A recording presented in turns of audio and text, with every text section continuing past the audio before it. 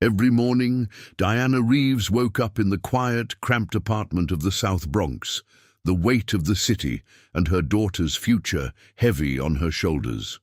Her world was one of early shifts, scraped-together meals, and the constant hum of survival. But today was different. Today, she was stepping into a new job, a new hope, within the polished, impenetrable walls of coal enterprises. A titan of industry, a billionaire's playground. She thought she was just another face in the crowd, another invisible cog in the machine, until she wasn't. Until a simple name on a badge, a name she'd carried her entire life, stopped a man who owned half the city dead in his tracks. What secret could a simple name on a badge unlock, powerful enough to stop a billionaire in his tracks and change a single mother's destiny forever? If you've ever felt overlooked, or wondered what incredible secrets lie hidden beneath the surface of everyday life, then you're in the right place. This story is about resilience, hidden truths, and the power of a mother's love. Don't miss a single moment of Diana's incredible journey. Hit that subscribe button, give this video a like to help us share her story, and make sure to turn on notifications so you're the first to know when the next chapter drops. Trust me, you won't want to miss what happens next. The biting New York wind whipped around Diana Reeves as she clutched her worn handbag, her gaze fixed on the gleaming glass and steel monolith that was Coal Enterprises. It was 6:30 a.m., the city still shaking off its nocturnal slumber, but the lobby of the financial giant was already a hive of activity.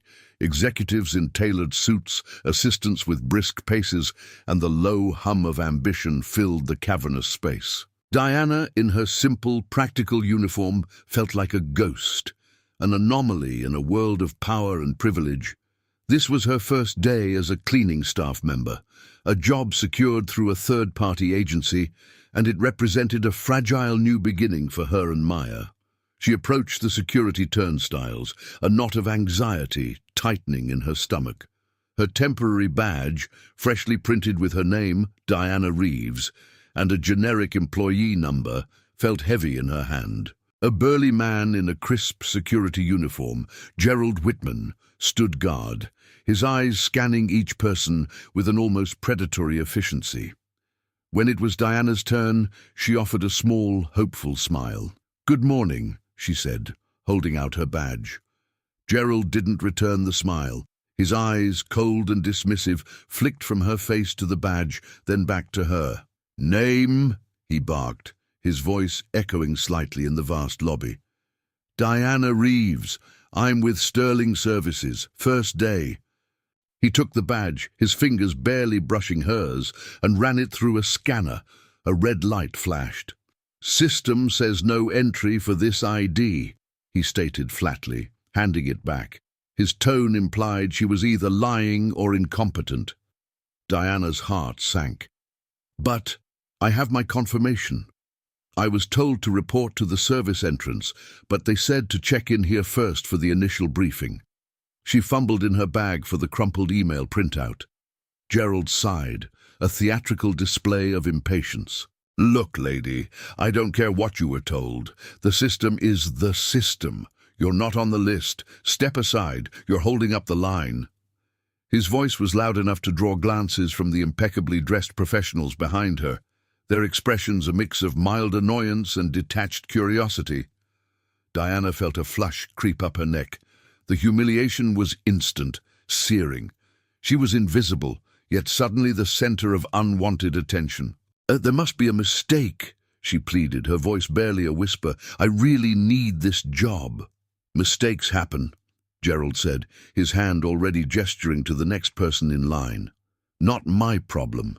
You can try HR on the ground floor, but you're not coming through here." Tears pricked at Diana's eyes. All the effort, the hope, the early morning commute from the Bronx, all for this public dismissal. She felt a familiar wave of despair, the kind that had threatened to drown her so many times since Maya was born. She was about to turn, her shoulders slumped in defeat, when a sudden hush fell over the lobby. A ripple went through the crowd. Heads turned. A figure emerged from the private elevators, moving with an almost regal stride. It was Nathan Cole, the CEO himself. Tall, impeccably dressed in a dark suit that seemed to absorb the light, his presence commanded the entire space. His face, usually a mask of cool indifference, was momentarily softened by the early morning light filtering through the panoramic windows. He was on his way to a meeting, his security detail a discreet distance behind him. As he passed the security desk, his eyes, sharp and analytical, swept over the scene. He saw Gerald, rigid and authoritative, and Diana, small and vulnerable, clutching her badge. His gaze lingered on the badge for a fraction of a second. Then his steps faltered. He stopped. Gerald, surprised by his boss's unexpected pause, snapped to attention. "Mr. Cole, sir. Good morning." Nathan didn't respond immediately. His eyes, now narrowed, were fixed on the name printed on Diana's badge, Reeves. A flicker, almost imperceptible, crossed his face, a mix of recognition, shock, and something akin to a deep, buried memory. The cold, controlled facade he usually wore seemed to crack, just for a moment. He took a step closer, his gaze still locked on the badge. Diana felt a jolt of fear, then confusion. Why was he looking at her? He was a billionaire, she was a cleaning lady. Their worlds shouldn't even intersect. "Whitman." Nathan's voice was low, but it cut through the hushed lobby like a razor. "Let her through." Gerald blinked, clearly taken aback. "Sir?" "Her ID didn't clear. She's not on the system." Nathan's eyes, now icy, met Gerald's. "I said let her through. Now." There was no room for argument, no trace of the earlier flicker of emotion. The command was absolute. Gerald, flustered, quickly scanned Diana's badge again, this time overriding the system with a manual input. The light flashed green. "Apologies, ma'am. Please proceed." His tone was now deferential, almost apologetic. Diana, still reeling, could only nod. She walked through the turnstile, her legs feeling like jelly. As she passed Nathan, she risked a quick glance. His eyes were already moving on, his face once again a blank slate of corporate power. He continued his walk towards the main elevators, leaving a bewildered Diana in his wake. She made her way to the service entrance, her mind a whirlwind. The humiliation had been replaced by a profound sense of unease. Why had he intervened? What was it about her badge, about her name, that had caught the attention of the most powerful man in the building? As the heavy glass doors hissed shut behind her, Diana felt a chill that had nothing to do with the air conditioning. Her first day had just begun, but something far more profound had already been set in motion. The fluorescent lights of the 15th floor hummed above Diana as she pushed her cleaning cart, the scent of industrial cleaner filling the air. Her mind, however, was miles away, replaying the scene in the lobby. Nathan Cole's eyes, the sudden command, the way Gerald Whitman had instantly backed down. It made no sense. She was just Diana Reeves, a single mom from the Bronx, trying to make ends meet. Why would a man like him even notice her, let alone intervene? As she moved from office to office, emptying trash cans and wiping down surfaces, she started to notice subtle differences. Her cleaning cart, unlike the older, clunkier models she'd seen other staff using, was brand new, its wheels gliding silently. The cleaning supplies were top of the line, not the generic brands she was used to. Even her locker, assigned in the cramped, windowless staff room, had her name neatly printed on a sleek, metallic plate. Not a handwritten label like the others. It was almost personalized. Later that morning, during a quick break, she found herself next to Maria, a veteran cleaning staff member with kind eyes and a weary smile. Maria had been with Sterling Services for years, working various contracts across the city. "Hey, Maria," Diana began, trying to sound casual. "Have you ever noticed anything unusual about how things are assigned here at Cole Enterprises?" Maria chuckled, stirring her instant coffee. "Unusual? Honey, Everything's unusual in these big corporate towers. One day you're scrubbing toilets, the next you're polishing a CEO's desk. Why? Something bothering you? Diana hesitated, then decided to test the waters. Well, my cart, for example. It's brand new. And my locker. It just seems a bit much for a new hire, you know. Maria took a sip of her coffee, her eyes narrowing slightly. Yeah, that is a bit odd. Usually new folks get the hand-me-downs, unless you got some special connection? She winked, but there was a hint of genuine curiosity in her gaze. Diana quickly shook her head. No connection at all. Just lucky, I guess. She didn't want to mention Nathan Cole. It felt too strange, too unbelievable. But the conversation only deepened her unease. She wasn't just lucky, something was definitely off. Meanwhile, high above, on the exclusive 38th floor, Nathan Cole sat in his sprawling minimalist office. The panoramic windows offered a breathtaking view of Manhattan, a city he had in many ways conquered. But his gaze wasn't on the skyline. It was fixed on a stack of old leather-bound documents on his polished mahogany desk. These weren't corporate reports. They were personal, sealed files, retrieved from a secure vault only hours earlier. He picked up a faded photograph, its edges softened by time. It showed a young woman, perhaps in her early 20s, with bright, intelligent eyes and a shy smile. Her hair was pulled back, revealing a delicate profile. Below the image, a name was scrawled in elegant cursive, Eleanor Reeves. Nathan's jaw tightened, a muscle twitching almost imperceptibly. He remembered the day 2 years ago when his mother, Patricia Cole, had first presented him with these documents. A quiet, tense meeting in the family estate, where she had revealed a truth that had shaken the very foundations of his carefully constructed world. A truth about his late father, Robert Cole, and a secret that had been buried for decades.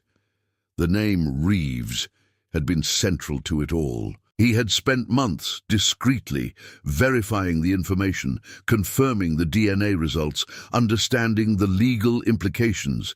He had thought he had contained it, managed it, kept it locked away, until this morning, until he saw that name on a temporary badge walking into his company. He placed the photograph back in its folder, his movements precise, almost clinical.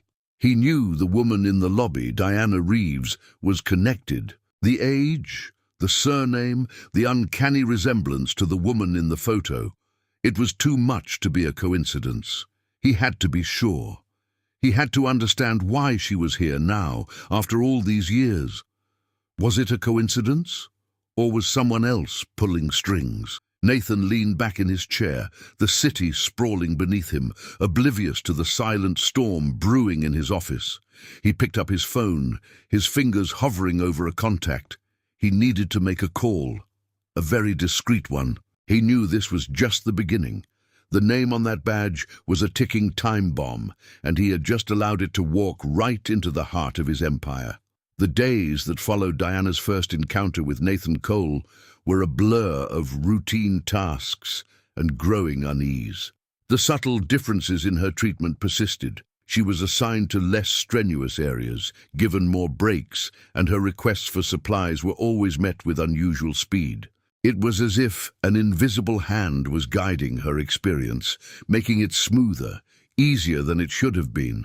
But this preferential treatment didn't bring comfort. It brought suspicion. The feeling of being watched intensified. It started subtly.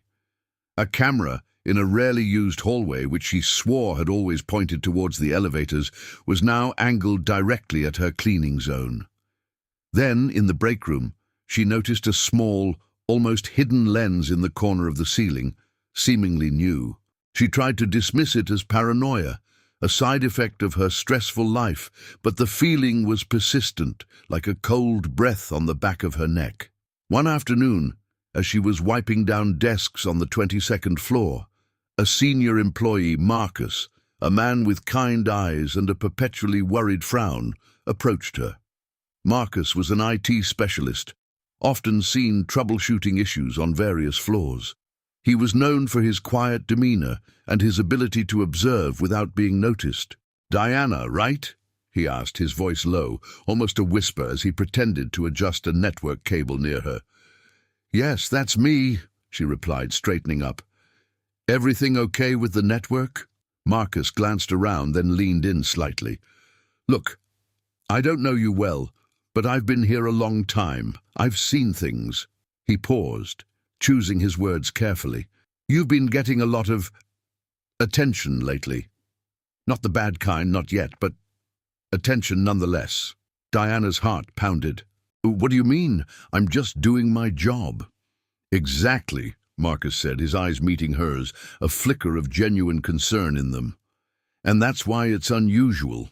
People who get noticed here either get promoted or disappear. Be careful which one you're becoming." He straightened up, gave her a quick, almost imperceptible nod, and then walked away, disappearing into a server room.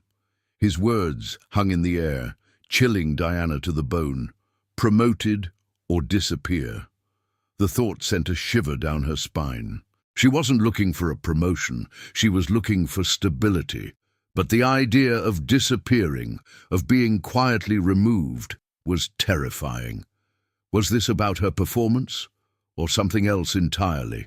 That night, back in her small apartment in the South Bronx, the familiar sounds of the city outside her window offered little comfort.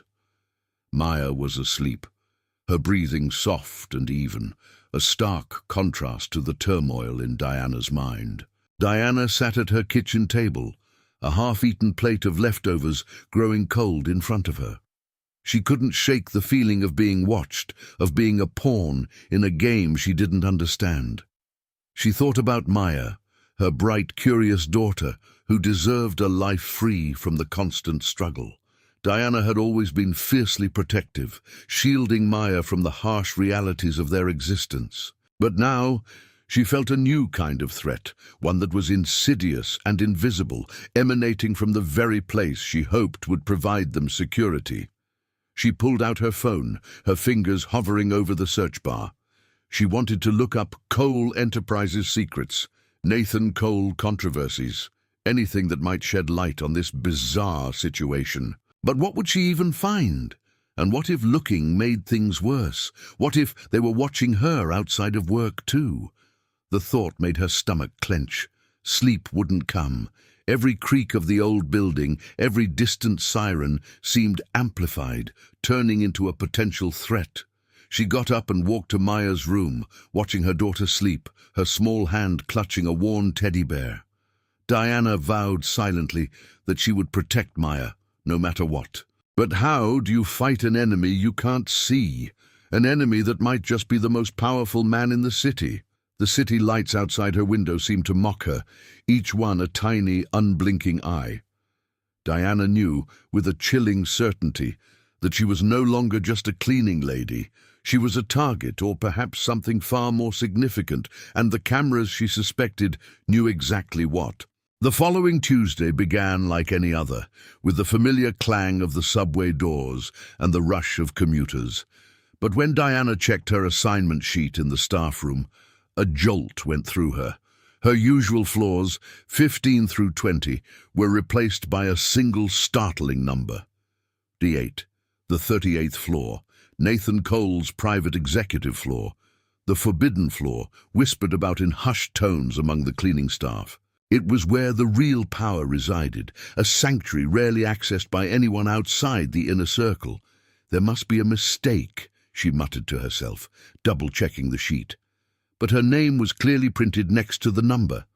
A scheduling error, perhaps, or something more deliberate. Marcus's warning echoed in her mind, promoted or disappear. This felt less like a promotion and more like being thrown into the deep end. With a mixture of trepidation and a strange sense of resolve, Diana took the express elevator up. The ride was silent, the ascent dizzying. When the doors finally chimed open, she stepped into a world of hushed opulence. The carpet was thicker, the lighting softer. The air itself seemed to hum with an unspoken authority. There were no cubicles here, only vast, elegantly furnished offices with panoramic views, separated by frosted glass walls. The silence was profound, broken only by the distant whir of a server farm. It was early, and the floor appeared deserted. She began her tasks, her movements careful, almost reverent. Each piece of furniture, each artwork, seemed to exude a quiet power. She emptied the wastebaskets in a few executive offices, her eyes constantly scanning, searching for any clue, any explanation for her presence here. Her assignment sheet led her to a large corner conference room. The door was slightly ajar. Pushing it open, she found herself in a space designed for titans. A massive, polished table dominated the center, surrounded by ergonomic leather chairs. On one wall, a large framed photograph hung prominently, catching the morning light. It wasn't a landscape or an abstract piece, it was a family portrait. Diana paused, her cleaning cloth forgotten in her hand. The photo depicted a stern-looking older man, presumably the late Robert Cole, Nathan's father, seated at the center. Beside him, a younger, elegant Patricia Cole, Nathan's mother, smiled faintly. Standing behind them were two young boys, one slightly older than the other. The older boy, with his dark hair and intense eyes, was unmistakably a young Nathan. But it was the younger boy who caught Diana's eye. He had a softer face, a mischievous glint in his eyes, and a shock of light brown hair. He looked familiar. Unsettlingly familiar. Diana felt a strange pull, a sense of recognition she couldn't quite place. She stepped closer, her heart beginning to pound. As she examined the portrait, her gaze drifted to the background of the photo. It wasn't a studio backdrop. It was a sprawling, sun-drenched garden, filled with vibrant flowers and ancient oak trees. And in the far corner of the garden, almost hidden by a rose bush, stood a woman. She was partially obscured, her face turned away, but her posture, the curve of her neck, the way her light brown hair caught the sun, it sent a jolt through Diana. It was the same woman from the faded photograph Nathan had been looking at in Chapter 2, the same woman she had seen in her own mother's old photo album, Eleanor Reeves. Diana's breath hitched. Eleanor Reeves in the Cole family garden, in a family portrait. What was she doing there? Was she a guest, a staff member? The implications were staggering, a puzzle piece clicking into place with terrifying force. The resemblance to her own mother, the same light brown hair, the same delicate profile. It couldn't be a coincidence. Her mind raced, trying to connect the dots, to understand the impossible connection. Before she could process the full weight of this discovery, a voice, sharp and unexpected, cut through the silence. "What are you doing here?" Diana spun around, her heart leaping into her throat. Standing in the doorway, his face a mask of controlled fury, was Nathan Cole. He was dressed in a crisp white shirt, his sleeves rolled up, looking as if he had just arrived. His eyes, usually cold, now burned with an intensity that made Diana instinctively take a step back. He hadn't expected her. She hadn't expected him. Their eyes met across the opulent room, a silent accusation hanging between them. In that moment, Diana knew she wasn't just cleaning a floor. She was standing on the precipice of a truth that could shatter both their worlds. The forbidden floor had just revealed a forbidden secret, and Nathan Cole was clearly not happy about it. The encounter on the 38th floor had been brief, tense, and utterly silent after Nathan's initial question. He had simply stared at her, his gaze piercing, before turning abruptly and walking away, leaving Diana alone with the unsettling image of the family portrait and the ghost of Eleanor Reeves. The incident solidified her resolve. She had to find answers. The feeling of being watched, Marcus's warning, the preferential treatment, and now this photograph. It all pointed to a hidden history, a connection she couldn't ignore.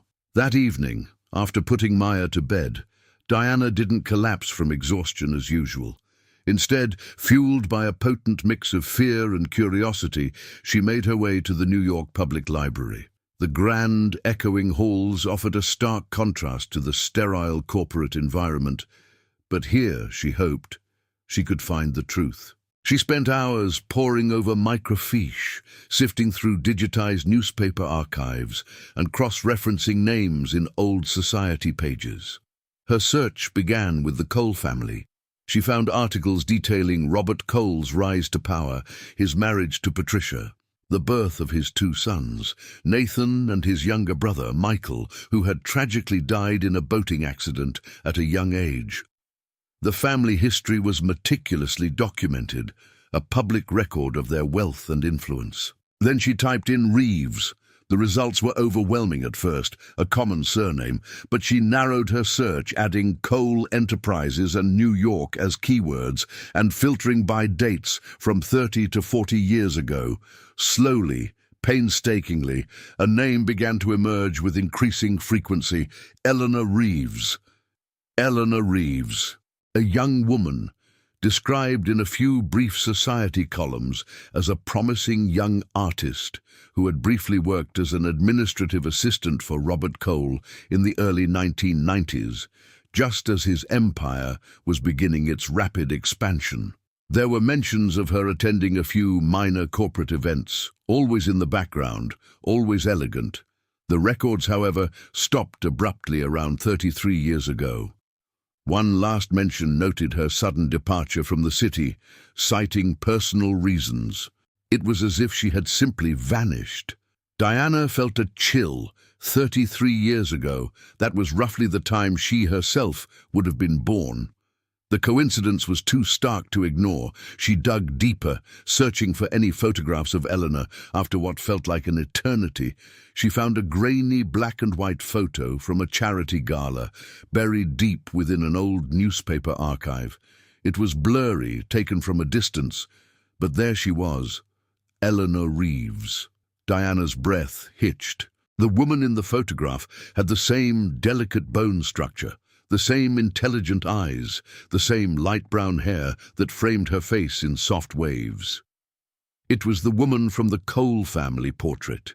And more importantly, it was the spitting image of the young woman in the faded photograph her own mother had kept hidden in a shoebox. A photo Diana had only ever glimpsed, never truly understood. The resemblance to her own mother was undeniable, almost uncanny. A wave of nausea washed over Diana. Her mother, who had always been so secretive about her past, who had always avoided talking about Diana's father, claiming he was a mistake she'd rather forget. Could it be? Could Eleanor Reeves be her biological mother? And if so, what was her connection to Robert Cole? She closed her eyes, trying to process the implications. If Eleanor Reeves was her mother, and Eleanor Reeves had worked for Robert Cole, and was even pictured in his family garden, the pieces of a terrifying puzzle began to click into place. The illegitimate heir mentioned in the sealed documents Nathan had been reviewing, the name Reeves on her badge, Nathan's reaction. It all started to make a horrifying yet undeniable sense. She returned home in a daze, the weight of her discovery pressing down on her. Maya was still asleep, her face peaceful. Diana sat beside her daughter's bed, the blurry photograph of Eleanor Reeves clutched in her hand. Who was she? And what did her existence mean for Diana? The questions swirled, each one more unsettling than the last. The faded photograph, clutched in her trembling hand, was more than just an image. It was a ghost from the past, a silent scream across 3 decades, and it was calling Diana's name, demanding answers that would unravel her entire life. The days following Diana's library revelation were a torment. The image of Eleanor Reeves, the chilling possibility of her true parentage, and the silent, watchful presence of Nathan Cole all converged into a suffocating cloud of anxiety. She continued her cleaning duties, but every swipe of her cloth, every empty office felt charged with unspoken secrets. She was no longer just an employee, she was an investigator, a ghost in the machine, searching for clues. Then the summons came, not through her cleaning supervisor, not through HR, but a direct, terse email from Nathan Cole's executive assistant. Ms. Reeves, Mr. Cole requests your presence in his office, 38th floor, at 3 p.m. today. The formality, the directness, bypassed all corporate protocols. It was a command, not an invitation. Diana's heart hammered against her ribs as she rode the express elevator to the 38th floor once more. This time, the opulence felt less intimidating and more like a gilded trap. She found herself standing before the imposing double doors of Nathan Cole's office, her palms sweating. Taking a deep breath, she knocked. "Come in," a voice, devoid of warmth, responded. She pushed the door open and stepped into the vast, silent office. Nathan was seated behind his massive desk, the city skyline a glittering backdrop. He didn't look up immediately, his eyes fixed on a document, as if to emphasize her insignificance. The silence stretched, thick and uncomfortable. Finally, he raised his head, his gaze piercing. "Ms. Reeves," he began, his voice flat, "please, have a seat." He gestured to one of the sleek leather chairs opposite his desk. Diana sat, her back rigid, her hands clasped tightly in her lap. She met his gaze, refusing to be intimidated. "Mr. Cole, I've been observing your work," he stated, his eyes unblinking. "Your attention to detail is commendable. Your discretion, even more so." Diana frowned. "My discretion? Yes, you've been on the 38th floor. You've seen things, you haven't spoken about them." His tone was not a question, but a statement of fact, a subtle warning. He knew she had seen the portrait. He knew she was investigating. A cold dread settled in Diana's stomach.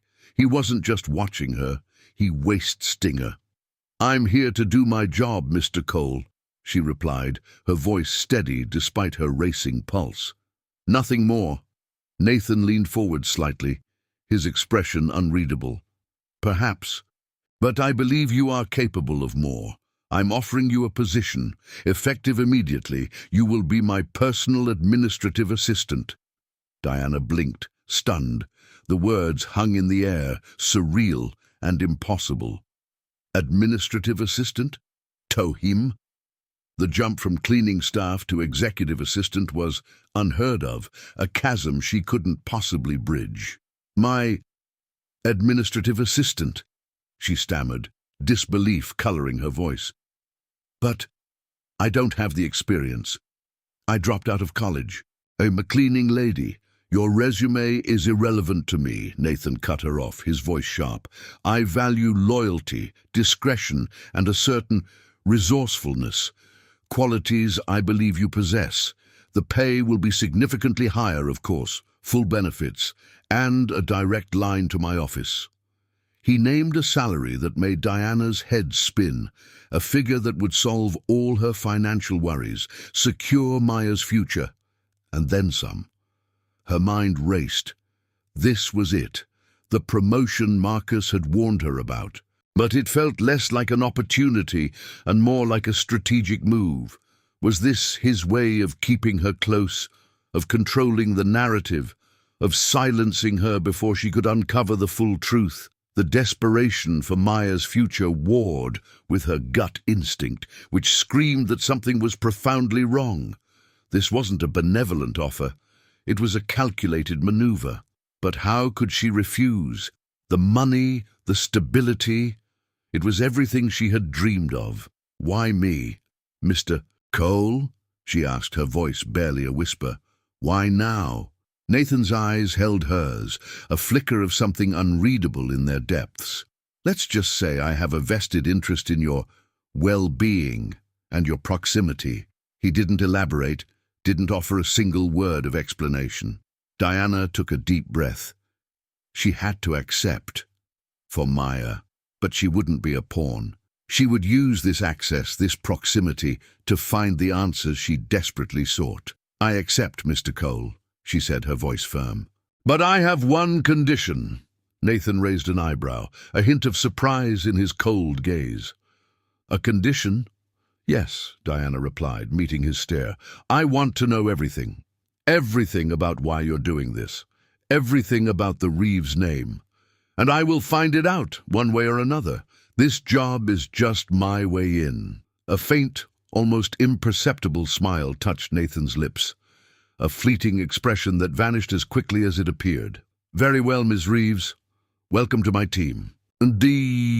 As she walked out of his office, the promotion felt less like an opportunity and more like a gilded cage. Diana knew she had just stepped into the lion's den, but this time she wasn't there to clean it. She was there to understand it, and perhaps to dismantle it from within. Diana's new role as Nathan Cole's administrative assistant was a whirlwind of new responsibilities, complex schedules, and an endless stream of high-stakes information.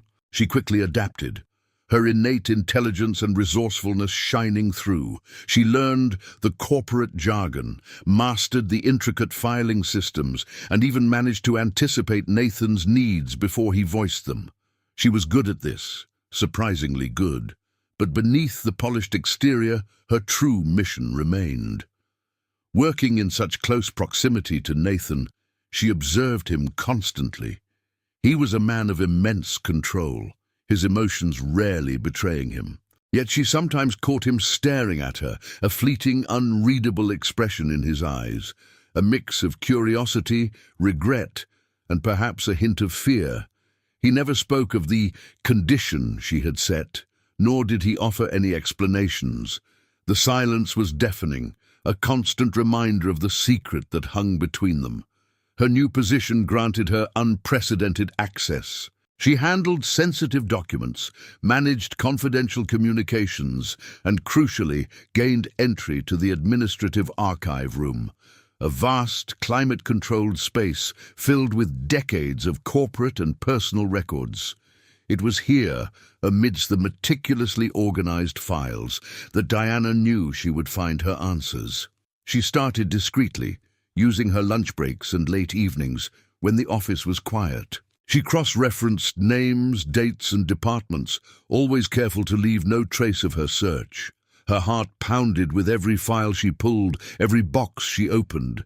She was looking for anything related to Eleanor Reeves, anything that connected her to Robert Cole, anything that explained her own existence. Weeks turned into a month.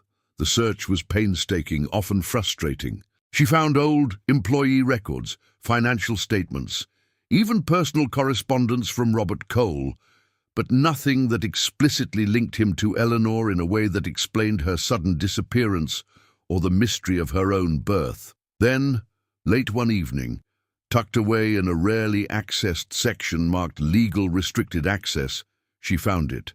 A thick, heavy file, bound with a faded red ribbon and stamped with the ominous words, "Sealed, Attorney-Client Privilege." Her hands trembled as she pulled it from the shelf. The label on the spine read, "Cole Family Trust Amendment, 1996, 28 years ago." That was precisely the year she would have been born. Diana carried the file to a secluded desk, her heart thudding in her chest. She carefully untied the ribbon, her fingers almost numb with anticipation. Inside, the documents were crisp, legalistic, and dense. She skimmed through pages of legalese, her eyes darting for keywords.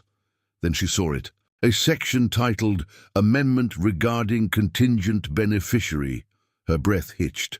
The document detailed a modification to the Cole Family Trust, initiated by Robert Cole himself. It spoke of a biological child born out of wedlock, whose identity was to remain confidential until certain conditions were met. The surname of the child's mother had been meticulously redacted, blacked out with thick, permanent marker. But the context, the dates, the very existence of such an amendment screamed Eleanor Reeves. She continued reading, her eyes blurring with tears and adrenaline. The document stated, "The said biological child, verified by DNA analysis conducted on redacted date, shall be recognized as a contingent beneficiary of the Cole Family Trust, with full rights to a portion of the estate, to be disclosed upon the heir's 30th birthday, or in the event of contested succession, whichever occurs first." Diana's hands began to shake uncontrollably upon the heir's 30th birthday. She was 32. She had passed her 30th birthday 2 years ago. The truth, raw and undeniable, slammed into her with the force of a physical blow. She wasn't just Eleanor Reeves's daughter, she was Robert Cole's daughter, Nathan Cole's half-sister, and she had been entitled to a portion of this vast empire for 2 years, living in poverty, struggling to survive, while the truth lay buried in this sealed file. The words swam before her eyes, each one a hammer blow to her carefully constructed reality. Diana wasn't just an employee in this empire, she was a forgotten piece of its very foundation, and the truth had just begun to surface, promising to shatter everything she thought she knew about her life. The discovery of the sealed file had ignited a firestorm within Diana. The truth, once a distant, terrifying possibility, was now a concrete, devastating reality. She was Robert Cole's daughter, Nathan's half-sister, and a rightful heir to a fortune she never knew existed. The betrayal was immense, not just from her own mother, who had kept this secret her entire life, but from the Cole family, who had actively suppressed it.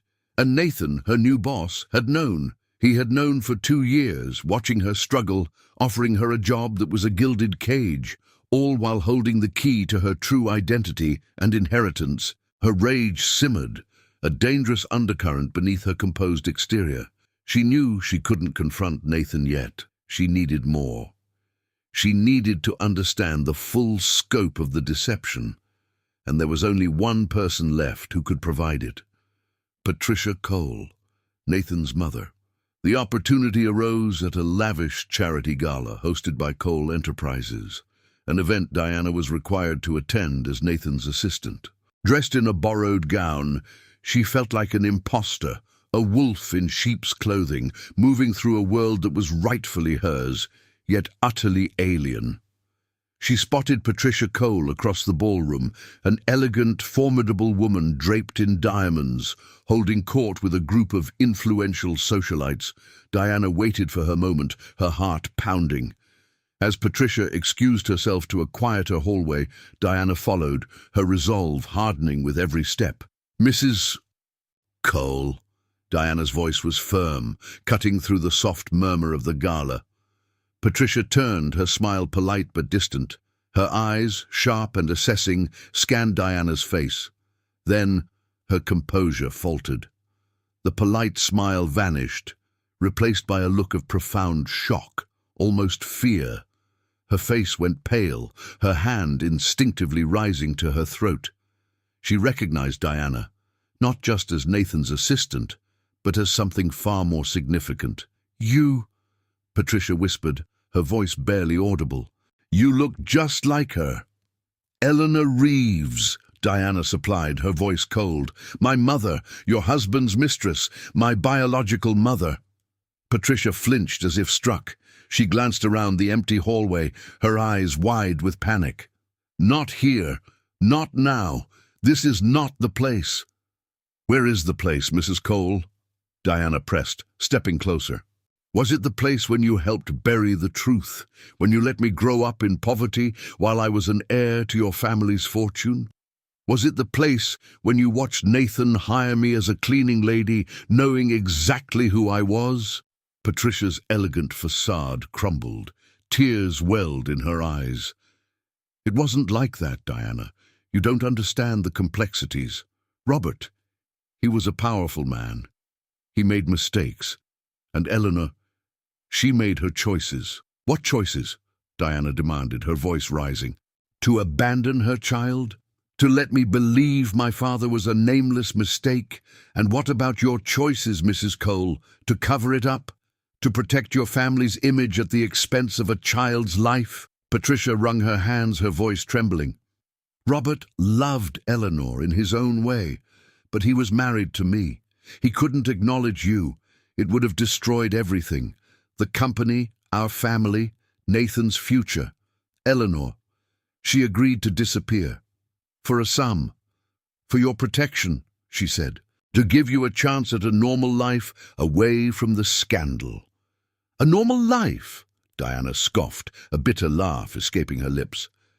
A normal life of struggle, of working 3 jobs, of worrying about how to feed my daughter, while you lived in luxury, knowing the truth?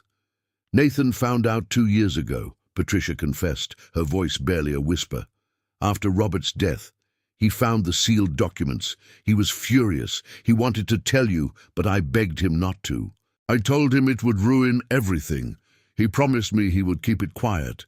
He promised he would protect the family. Diana felt a fresh wave of pain, sharper than any before. Nathan had known. He had known for 2 years. He had seen her, recognized her name, and still chose to keep the secret.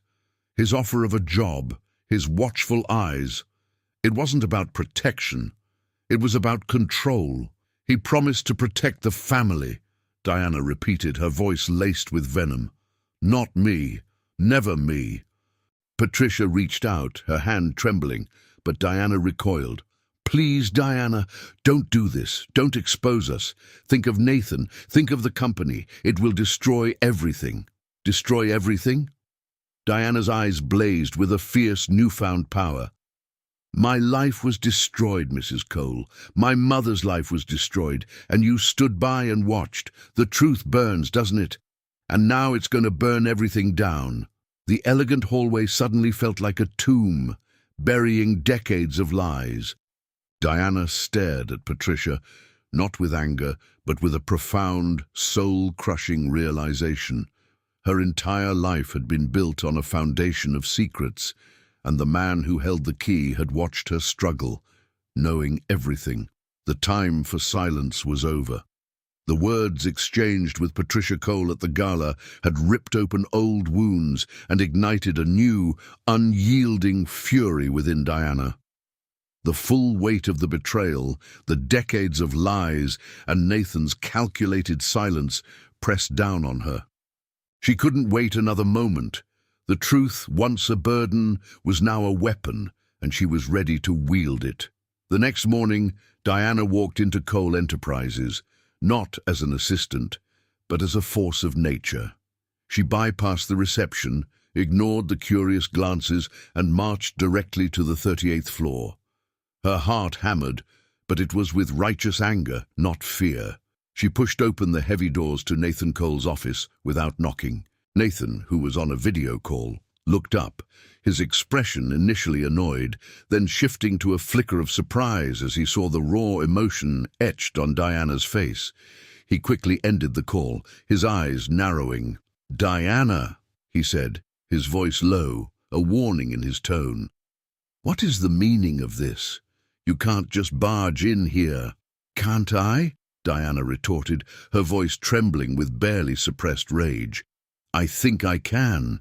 Especially when you've been playing games with my life for 2 years. She slammed the sealed file, the Cole Family Trust Amendment, onto his desk. The thud echoed in the silent office. This is the meaning of this. You knew, didn't you? You knew I was Robert Cole's daughter. You knew I was your half-sister.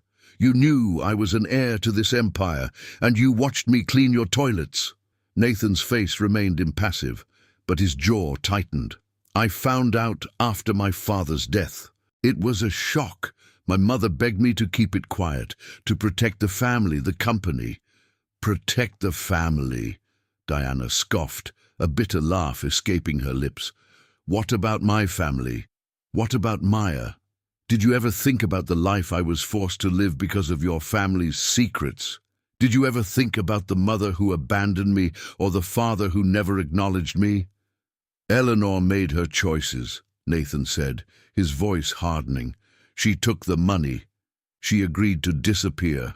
She chose to give you up. And you chose to keep me in the dark." Diana's voice cracked, tears finally spilling down her cheeks. "You saw me, you recognized the name, and you offered me a job, not out of kindness, but to keep me close, to control me, to ensure I wouldn't disrupt your perfect little world. Was it guilt, strategy, or just pure, unadulterated control?" Nathan rose from his desk, his eyes meeting hers, a flicker of something unreadable in their depths. "It was complicated, Diana. I was trying to understand, to protect what my father built, to protect my mother from further scandal, and yes, to protect you, in a way, from the vultures, from the media circus that would inevitably follow if this came out. Protect me? Diana's voice was a raw whisper. You watched me struggle. You watched me live a life of poverty, knowing I had a right to something more. That's not protection, Nathan. That's cruelty. For the first time, Nathan's carefully constructed facade cracked. The cold, controlled billionaire seemed to falter. A flicker of genuine pain, perhaps even regret, crossed his face. He ran a hand through his hair, his shoulders slumping slightly. I didn't know how to handle it, he admitted, his voice softer, stripped of its usual authority. My father's legacy was everything, my mother's peace of mind, and then you walked in. With that name, it was like a ghost from the past, demanding answers I didn't have. I needed time. I needed to understand. He walked to the window, his back to her, gazing out at the city. The trust amendment, it's clear. You are entitled to a significant portion of the Cole family trust, a substantial amount. It's legally binding. My father ensured it, despite everything. He left instructions for its disclosure upon your 30th birthday. My mother suppressed it. I found it, and I hesitated. Diana stared at his back, the weight of his confession settling over her. Her inheritance, her birthright. All of it hidden, denied, but now revealed. She had power she never imagined, financial power, legal power, the power to shake the very foundations of his empire. So what now, Nathan? She asked, her voice steadying, a new resolve hardening her features. What do you do with the cleaning lady, who just found out she's your half-sister and a billionaire heiress? He turned, his eyes meeting hers, no longer cold, but filled with a complex mix of emotions. That, Diana, he said, his voice low, is entirely up to you. But know this, you are no longer just a cleaning lady. You are a Cole, and you have rights. Rights that I for too long chose to ignore. The silence that followed his words was deafening. Filled with the echoes of a shattered past and the thunder of a future Diana was now determined to claim. She wasn't just a cleaning lady anymore, she was a force, and Nathan Cole had just unleashed her. The confrontation with Nathan had been a turning point, a seismic shift in Diana's world. The raw emotion, the painful truths, had stripped away the layers of pretense and control. She left his office that day, not with a sense of victory, but with a profound understanding of the battle ahead. She was no longer fighting for survival. She was fighting for justice, for recognition, and for the legacy that was rightfully hers. Her first step was to seek legal counsel. She didn't go to a high-powered corporate lawyer. Instead, she found a dedicated attorney through a legal aid organization in the Bronx, a woman named Sarah Chen, who specialized in family law and social justice. Sarah listened patiently, her expression growing increasingly incredulous as Diana recounted her story, presenting the sealed trust amendment as irrefutable proof. "This is huge, Diana," Sarah had said, her voice hushed. "This isn't just about money. This is about a systemic cover-up, about power, and about a woman's right to her own identity." Together they filed a formal claim against the Cole family trust. The legal documents, once a secret, were now public record. The story inevitably exploded. The media, always hungry for scandal involving the ultra-rich, descended upon Cole Enterprises like a swarm of locusts. Headlines screamed, "Billionaire's secret half-sister emerges from the Bronx. Cole Empire rocked by hidden heir. Cleaning lady claims share of fortune." The scandal sent shockwaves through the financial world. Cole Enterprises' stock dipped. Board members held emergency meetings, and Patricia Cole, once a pillar of society, became a target of public scrutiny. Diana, once invisible, was now thrust into the harsh glare of the spotlight, her face plastered across news channels and tabloids. She handled it with grace and quiet dignity, refusing to be portrayed as a gold digger, always emphasizing her fight for truth and her daughter's future. Nathan Cole, surprisingly, did not fight the claim. After an initial period of intense legal review, his lawyers released a statement acknowledging the validity of Diana's claim and expressing regret for the circumstances that led to the delay in her recognition. He made a choice that stunned everyone, including Diana. He publicly supported her claim, citing his father's original intent and his own desire to rectify a historical injustice. In a rare, televised interview, Nathan, looking weary but resolute, stated, "My father made provisions for all his children. It is time those provisions were honored. Diana Reeves is a rightful heir to the Cole family trust, and I will ensure she receives what is legally and morally hers." His decision was met with a mix of praise and skepticism. Some called it a shrewd PR move, others a genuine act of redemption. For Diana, it was a complex mix of emotions. She didn't trust him completely, but his public acknowledgement was a powerful validation, a final shattering of the silence that had defined her life. The legal process was long, but ultimately successful. Diana Reeves, the single mom from the Bronx, became a significant beneficiary of the Cole family trust. She didn't take over the company, nor did she seek to dismantle it. Instead, she established a foundation in Eleanor Reeves's name, dedicated to supporting single mothers and providing educational opportunities for children in underserved communities, starting with the South Bronx. Months later, on a crisp autumn morning, Maya, now beaming with pride, stood beside her mother. They were outside Cole Enterprises. Maya, clutching her new school backpack, watched as Diana, dressed in a sharp, elegant suit, walked towards the building. But this time, Diana didn't head for the service entrance. She walked directly to the grand main entrance, her head held high, her stride confident. The security guards, including a chastened Gerald Whitman, nodded respectfully as she passed. She wasn't entering as a cleaning lady, or an assistant, or even just an heir.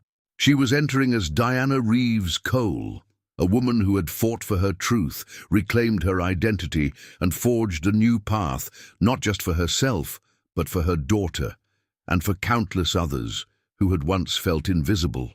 What was hers, and she was finally home.